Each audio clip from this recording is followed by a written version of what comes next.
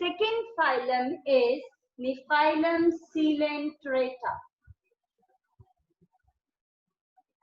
The phylum Coelenterata, also known as the Cnidaria.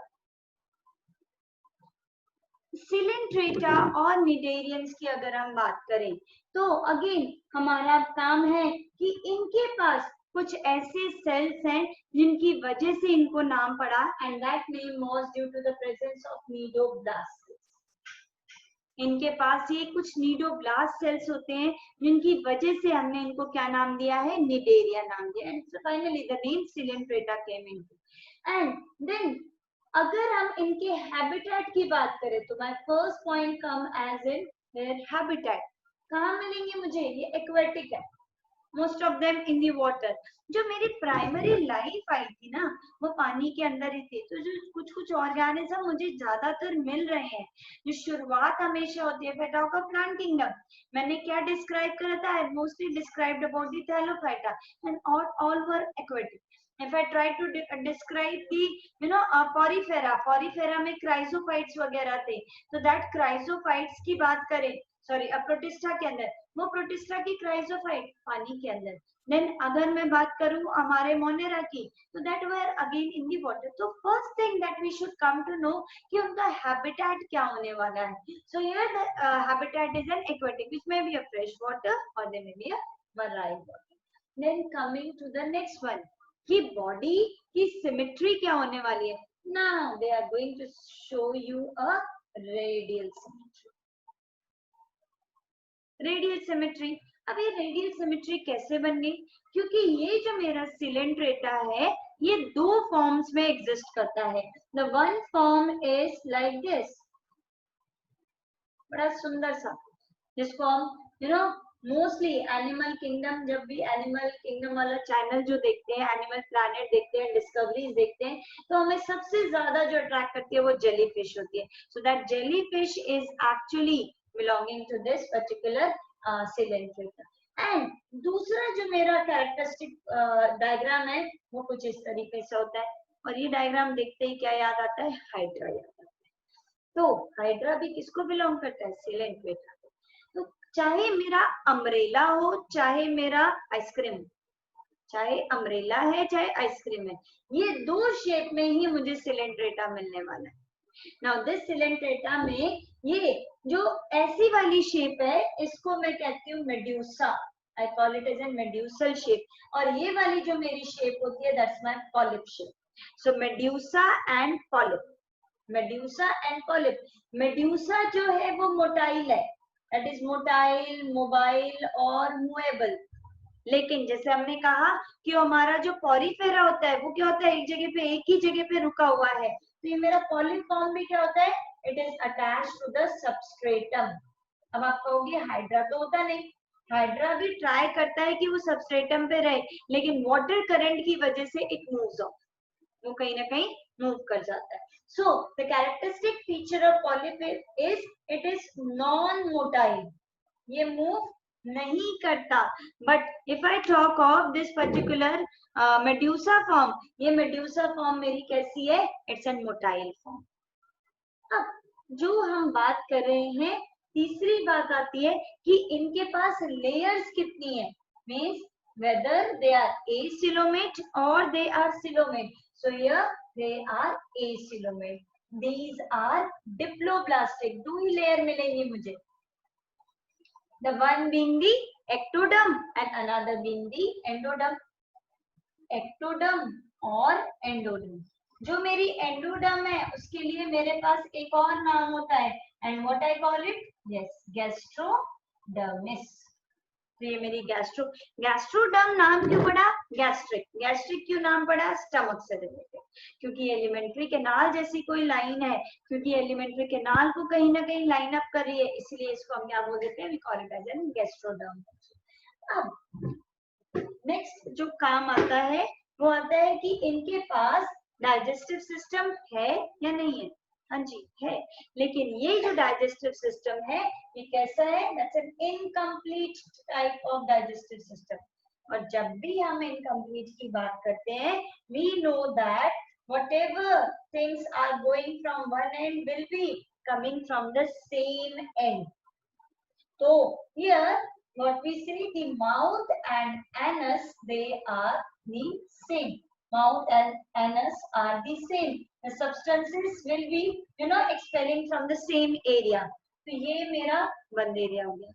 लेकिन जो mouth होता है ना, वो थोड़ी सी हाइट पे प्रेजेंट है. अगर माउथ बनाना है तो माउथ कैसे बनेगा? ये अगर मेरी सर्कुलर, अगर ये बॉडी है, इस सर्कुलर बॉडी पे ये इस तरीके से माउथ बना हुआ है. This is the mouth. और जैसे ग्लास टम्बलर, जूस का ग्लास लगा लो, या फिर आप जैसे जूस मिलता है ना मार्केट में, इस तरीके से कप लगा हुआ होता है, यू हैव अ स्ट्रॉ, उस तरीके से.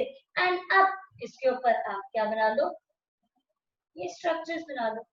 And these structures, they are known as tentacles. मुझे ये क्यों बताना पड़ा टेंटिकल्स? क्यों? क्योंकि ये tentacles, they are the identifying features of the coelenterata. सिर्फ दो ऐसे मेंबर्स हैं जहां टेंटिकल्स का होना बहुत ज्यादा पिक्युलैरिटी शो करता है. One is the Mollusca and second one is the Cnidaria. In tentacles से करेंगे क्या?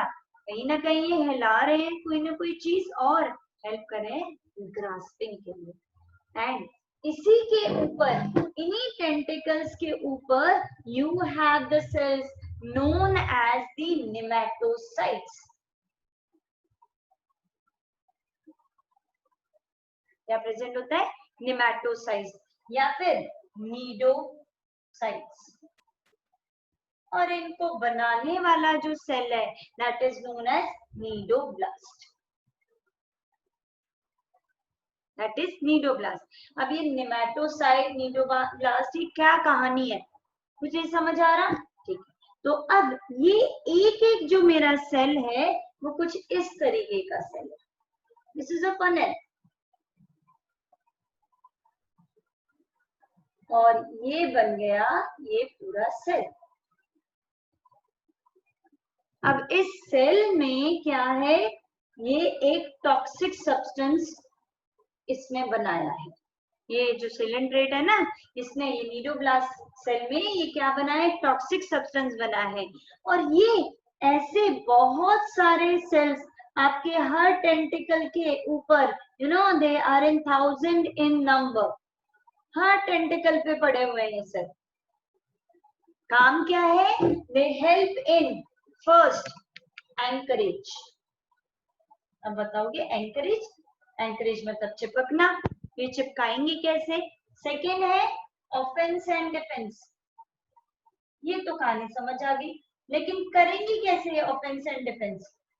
ऑफेंस एंड डिफेंस इज अपने आप को बचाना और वार करना, प्रतिवार से बचना. सिमिलरली ये वाला जो कंटेंट है, ये क्या करते हैं? They do it like this. ये मेरा कंटेंट, ये मेरा फनेल हो गया उल्टा. जो पिचकारी है वो कहाँ छोड़ दी? बाहर. तो यहाँ का जो सोल्यूशन है वो सारा कहाँ चला जाएगा? बाहर. सामने वाला जो ऑर्गेनिज्म है वो क्या हो जाएगा? हिप्नोटाइज या फिर स्टैग्नेंट. क्यों? क्योंकि एक टॉक्सिक चीज उसके अंदर क्या कर दी गई है? इंसर्ट. तो आप कहोगे इतने से हाइड्रा है. ठीक है, इतना सा हाइड्रा क्या किसी को मारेगा? क्या बोला कि कितने सारे प्रेजेंट है? बहुत सारे प्रेजेंट है ये. तो एक साथ जब बहुत सारे लोग इस तरीके से उसको अटैक कर देंगे तो वो क्या होगा? ऑब्वियसली उसके अंदर चेंजेस तो आएंगे. वो कहीं ना कहीं हिप्नोटाइज होके मे बी डाई भी हो सकता है. और डिपेंड भी करेगा वो छोटा ऑर्गेनिज्म है या बड़ा ऑर्गेनिज्म है. प्लस ये अगर कंटेंट नहीं भी डाले तो ये इसको क्या कर देगा? इसको उसके ऊपर लटकाने में हेल्प कर देगा. एज एन जो होता ना एक लॉन्ग बड़ा सा जो गुलिवर था. ठीक है, गुलिवर आपने सुना होगा, एक बहुत ही बड़ा इंसान था. और वो कहाँ चला गया था? वो छोटे छोटे बोने लोगों के पास चला गया था. तो उसने क्या करा था? उसको, मतलब वो लोग उसको मारने के लिए कितने सारे लोग आ गए थे. तो सिमिलरली बहुत सारे टेंटिकल्स के ऊपर ये क्या है? नीडोब्लास्ट सेल्स है. और वो उसी तरीके से उस पर्टिकुलर ऑर्गेनिज्म पे क्या कर लेंगे? अटैक कर लेंगे. So these neoblast cells, they are the peculiarity of this cylindrate. जैसे water canal system is the characteristic of Polypara. इसके अलावा अगर हम बात करें तो ये एक कैरेक्टरिस्टिक शो करते हैं and that characteristic is the metagenesis, a new term.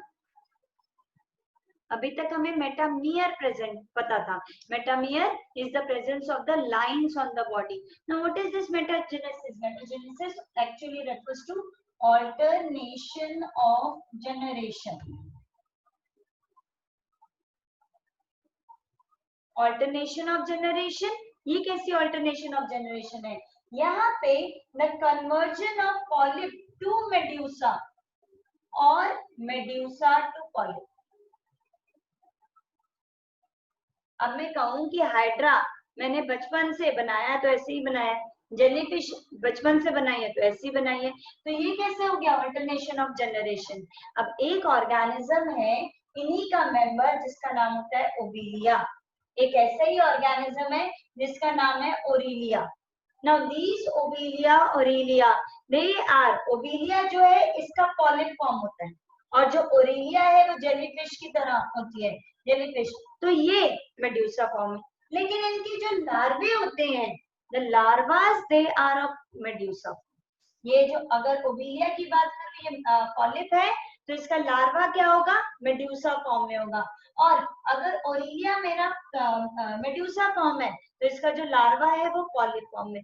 लेकिन ये बाद में चेंज हो रहा है। Now that changes are all brought reason being कि फूड अवेलेबिलिटी हो और इजीली अपने आप को क्या कर सके? ग्रो कर सके।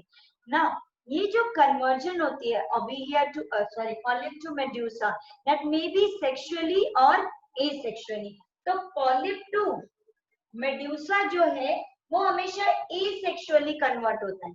अगर एसेक्सुअल रिप्रोडक्शन ऑर्गेनिज्म शो कर रहा है तो in that case the polyp will change into the medusa, या फिर जो मेड्यूसा है वो पॉलिप में चेंज होता है only during the sexual reproduction. तो अब ये जो है इसको लर्न कैसे करेंगे? We have just a single line to learn.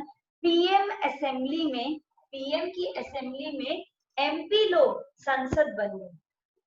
PM की असेंबली में एमपी लोग क्या बन गए? संसद बन गए या संसद में चले गए। तो पीएम ए यानी कि polyp to medusa asexually and medusa to polyp in sexual. इस ऑर्गेनिजम्स के अंदर इसके अलावा ये एक हमारी कैरेक्टरिस्टिक इंपॉर्टेंट मिल गई, मेटाजेनेसिस।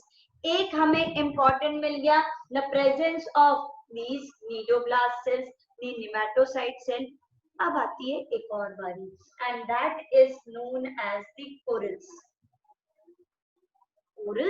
corals क्या होते हैं? They are the symbiotic association। symbiotic means helping each other। तो अब सिलेंड्रेटा ये क्या हेल्प करेगा? ये तो खाना खाने वाला इंसान है, लेकिन ये खाना खाने वाला इंसान किसी न किसी को शेल्टर तो दे सकता है and that shelter is here given to, खाना तो एल्गी बनाती है तो सिर्फ हम एल्गी को ही शेल्टर दे सकते हैं। और एल्गी के क्या होते हैं? अलग अलग कलर होते हैं, green algae, the brown algae, the red algae. तो मेरे कोरल्स के भी क्या होंगे? डिफरेंट डिफरेंट कलर्स होंगे। And these corals they are very specific in the water bodies, और ये बेसिकली हमें कहाँ मिलेंगी? ओशंस वगैरह में मिलते हैं। एंड दीज कोरल्स, अभी आपने सुना होगा, कभी न्यूज में आता है, they are getting hampered due to the oil spills and all. क्यों? क्योंकि वो ऑयल कहीं ना कहीं ब्लॉक कर रहा है सनलाइट को आने के लिए, या फिर फोटोसिंथेसिस के रेट को डिक्रीज आउट कर देता है। एल्गी सरवाइव नहीं करेगी, एल्गी नहीं फूड बनाएगी तो हमारा जो सिलेंड्रेटा है वो उसको फूड नहीं मिलेगा, फूड नहीं मिलेगा तो वो भी मर जाएगा। तो इन शॉर्ट ये दोनों को एवोल्यूशन, को एग्जिस्टेंस है, एक मरेगा तो दूसरा भी, उसकी भी डेथ हो जाएगी। So corals again is an important thing. So हमारे जो अभी तक एग्जाम्पल आपने देखे, one is Aurelia, one is Obelia, along with that we have Pennatula, Gorgonia, Meandrina, Adamsia। So let's see that also। So here we can see that ये जो हमारे coelentrates हैं, they have the polyp form and the medusa। Now this is the nidoblast cell that is actually going to expel out the content from inside and will lead to the hypnotization of, or we can say will help in the defense for that particular organism to protect. Level of organisation जो है वो tissue level है, diploblastic organism है, mouth जो है वो कहाँ पे प्रेजेंट है, on a height, and that height is known as the hypno hypostome.